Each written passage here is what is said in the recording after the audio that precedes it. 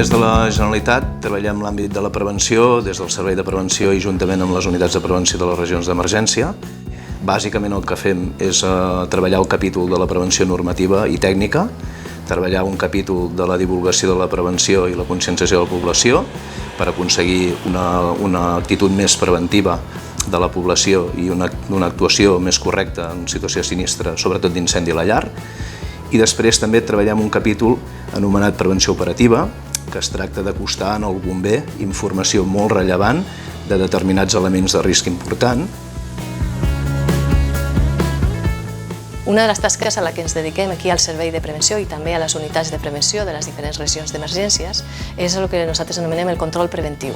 Es tracta de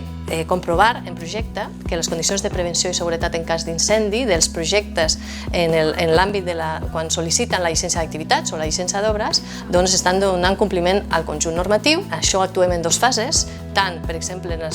com a consultes prèvies, quan els projectistes, per la dificultat que tenen d'interpretació d'aquestes normes o els condicionants específics de l'edifici o de la infraestructura, doncs venen a assessorar-se en la solució que estan adoptant, si és la que dona compliment a la normativa, com un cop ja entra el projecte a l'Ajuntament i ens el deriva i nosaltres expedim i emetem un informe favorable, desfavorable o favorable en condicions que, diguéssim, forma part de l'expedient de l'obtenció de la llicència o bé la comunicació.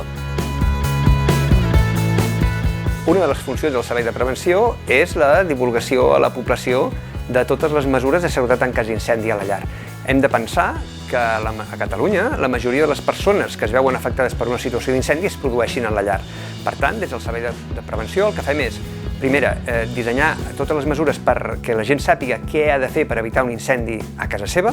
i la segona és què ha de fer si es produeix un incendi a casa seva. Tot això ho fem molt amb el suport de l'àrea de comunicació i informació d'aquí de bombers, atès que a través d'ells ens podem tenir accés a tots els mitjans de comunicació, ja sigui premsa escrita o mitjans audiovisuals. I també a través d'ells es gestiona el compte Twitter de bombers, que ens permet fer la difusió massiva de tots aquests consells. En relació a les normatives de prevenció i seguretat en cas d'incendi, doncs partim d'unes normatives estatals, que són el Codi Tècnic, el reglament relacionat amb les instal·lacions industrials, que són molt extenses però sovint interpretables. Llavors, una de les tasques que fem també al servei és l'adaptació a les condicionants de Catalunya i la concreció d'aquells detalls que per experiència dels expedients que anem revisant veiem que donen males o errònies interpretacions. Això ho fem a través de la publicació d'instruccions tècniques complementàries que tenen un caire tècnic i que, com a tal, també fem partíceps de la seva redacció i de l'aprovació a, per exemple, els col·legis professionals a través de la taula d'interpretació de la normativa i fem també coneixedors als diferents ajuntaments que són els agents que ho han d'aplicar.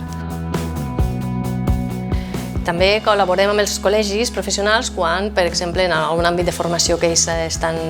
tirant endavant, doncs requereixen la presència dels experts en el nostre àmbit de prevenció i seguretat, com som els bombers, i també dissenyant un sistema de formació que està adreçat a les entitats col·laboradores, però que pensem que també és adient estendre-ho per a altres projectistes i directors d'obra, i a través de l'Institut de Seguretat Pública s'ofereix una formació en aquest àmbit. La visió que tenim aquí a Bombers de la Generalitat sobre la prevenció i seguretat en cas d'incendi als edificis ens fa mirar cap a influir sobre la societat per aconseguir que conegui bé el risc d'incendi en l'edifici, que treballi per reduir-lo al mínim des de diferents posicions i des de diferents àmbits de treball i que també accepti al final el nivell assolit en cada moment.